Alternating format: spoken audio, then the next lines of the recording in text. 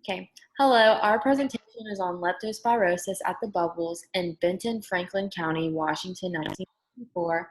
I'm Emmy Conrad. I'm Isabel Harvey. I'm Bailey Larimore. I'm Sydney Williams. So first we're going to see what is leptospirosis, its signs and symptoms, and its treatment options. But first we're going to do a deeper look at this illness through a video. 24-year-old Pearl City man is battling a severe case of leptospirosis. Doctors believe he contracted the disease while swimming near a popular hiking trail. He's sharing his story with hopes of saving lives. Ron Mizutani reports. Kekoa Rainey Aloy smiles while sitting in a hospital bed, knowing he's lucky he's alive. If it wasn't for hundreds and hundreds of people saying prayers and I don't think I would have had the fight to move on. It all started on September 15th, when he and friends went hiking on Mauna Willie Trail. I knew it was storming the day before, but I thought, bringing clean water, but when we got there, the water was super brown. But they jumped in anyway, and were enjoying their day when he suddenly lost his brother's GoPro camera. They searched for hours. Even though I couldn't see, I was still opening my eyes at the bottom. A week later, something literally knocked him off his feet. It kind of just hit me all at once. I was getting disoriented and I couldn't walk. I was crawling on my hands and feet. Doctors thought it was the flu, but 2 days later, his fever spiked to 103 degrees. Tests showed he had leptospirosis. Every muscle in my body was sore. His organs were failing. If we stayed home a few more hours, they said he wouldn't be here today.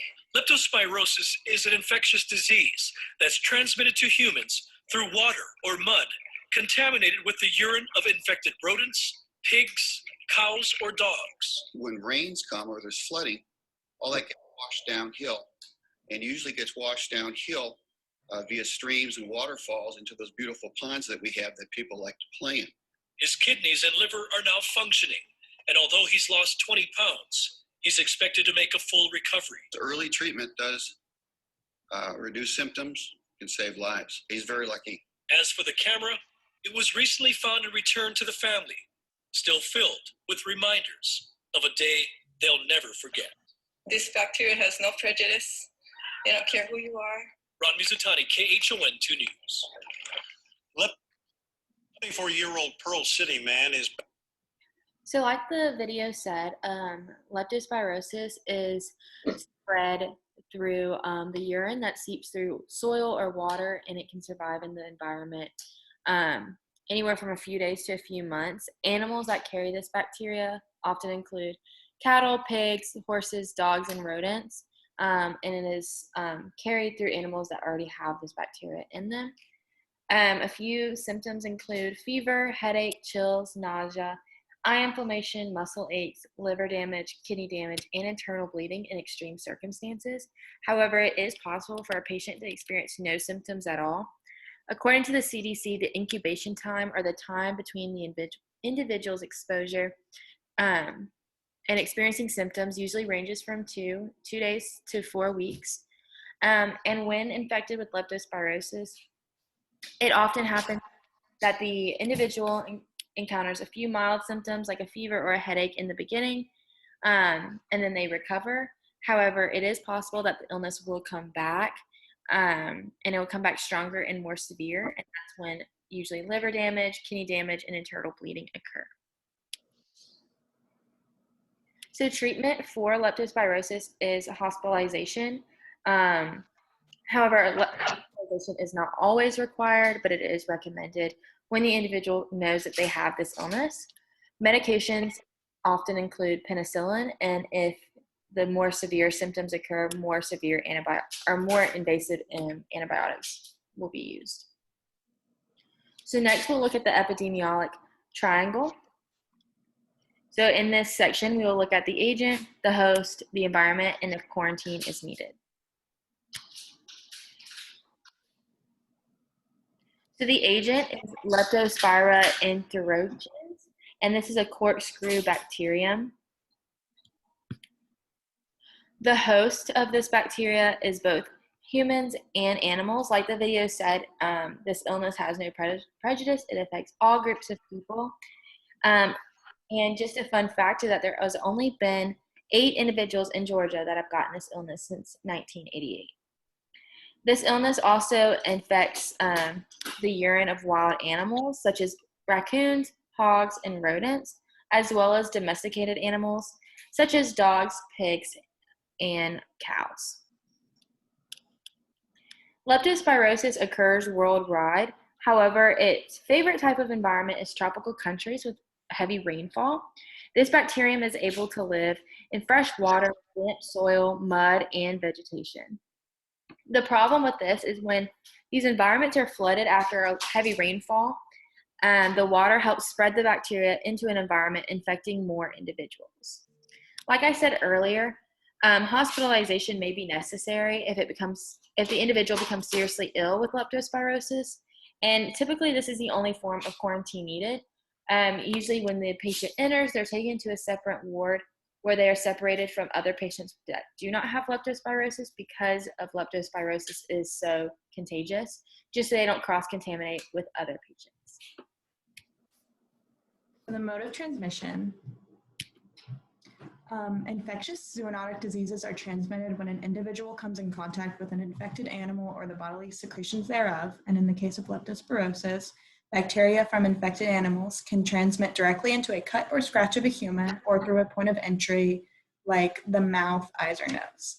It infects the soil. It can also infect the soil where an animal has urinated and can seep into nearby water sources, which can be drank or accidentally swallowed if the water is swam in.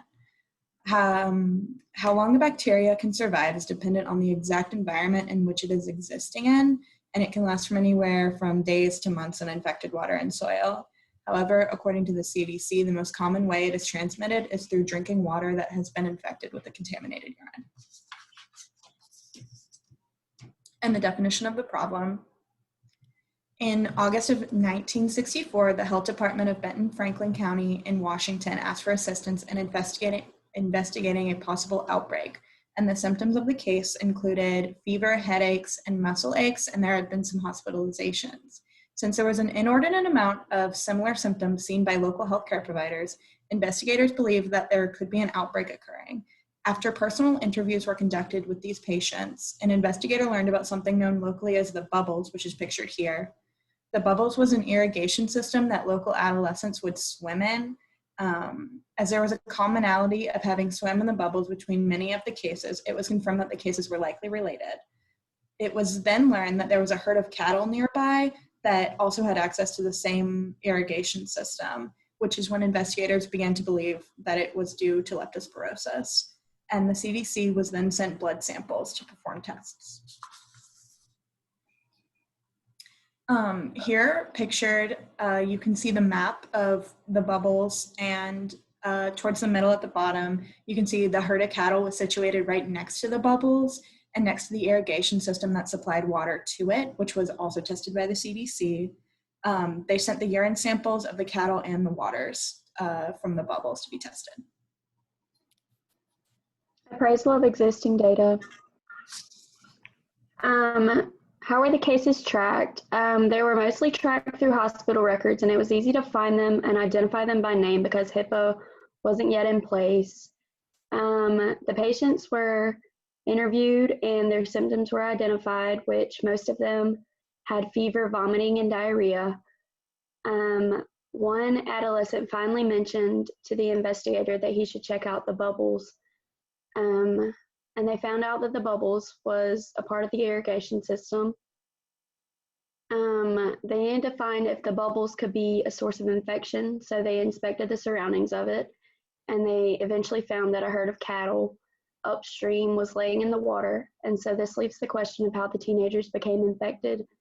They likely swallowed some of the contaminated water while swimming in it, and the structure is also concrete, so it would be easy for them to obtain a scrape from the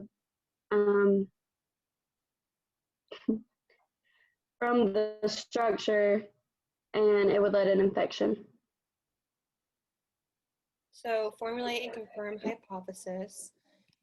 So originally the investigators thought that the undiagnosed illness was an arbovirus or an enterovirus that may cause meningitis and encephalitis.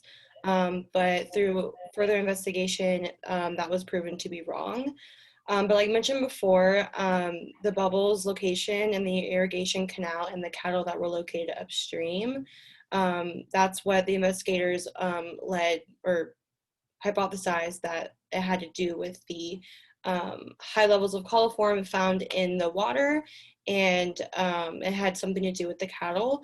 So they tested the water in the canal, the water in the bubbles, the urine of the cattle, and the blood of the patients. Did I just say that? Oopsies. And all three specimens, they had L. pneumoniae.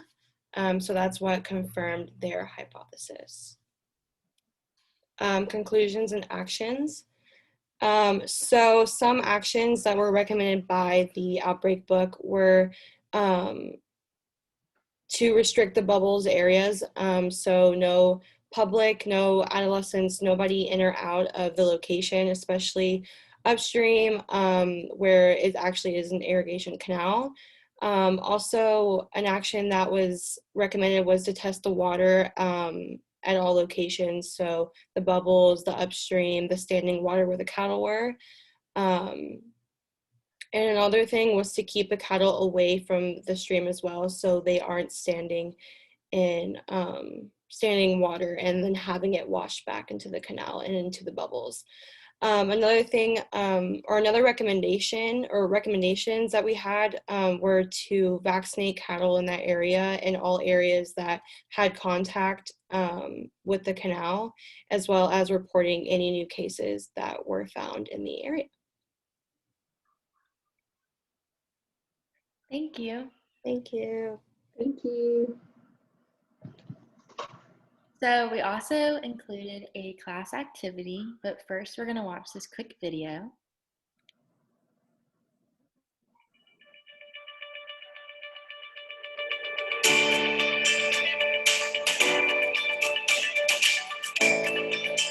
Leptospira belong to the order of spirochetes. There are spirochetes, and there's a lot of different genera and species that affect humans and various animals. And some are very nasty ones, typical human diseases, and some are, for example, tick transmitted, like Borrelia, very much known to a lot of people. I always speak here about Leptospira, and that is a source of infection to cattle and many other farm animals and humans as well. So it's of importance for public health and zoonosis.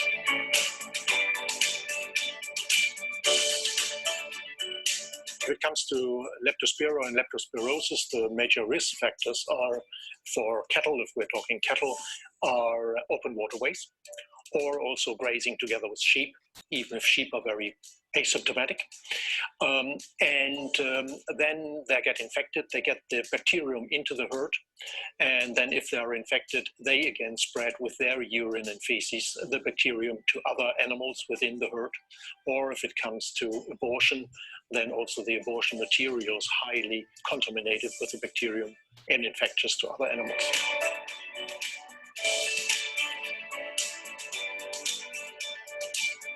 I would say I'm quite passionate over time with these pathogens that certainly are first in my interest as a veterinarian because they affect the animals.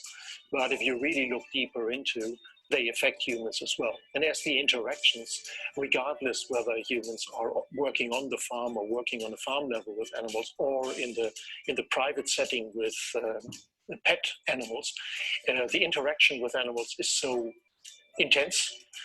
And a lot of these infectious organisms are zoonotic in nature. Thus, we need to work together, both from the medical side, from the farming side, from the veterinary side, to fight against these zoonotic and neglected tropical diseases. So hopefully I can contribute to that as best as I can.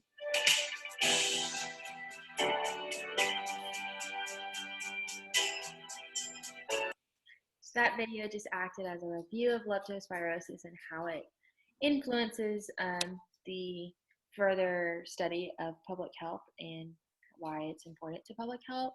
So I do have a few discussion questions. Do you have any more recommendations for how to limit the number of cases of leptospirosis in future outbreaks? What section of the epidemiologic triangle breaks when individuals vaccinate their cattle to avoid leptospirosis? How do we better educate the public, especially in developing countries, on the severity of this illness and how to prevent it? And also, what ways is this illness different than the flu? As we mentioned in the first video, the victim or the patient thought that he just had the flu. So how do we better educate people that leptospirosis is severe and different than just the normal flu where you just stay home from work, but you need to actually go to the hospital and get treated? Thank you. Thank Yeah. you. Thanks.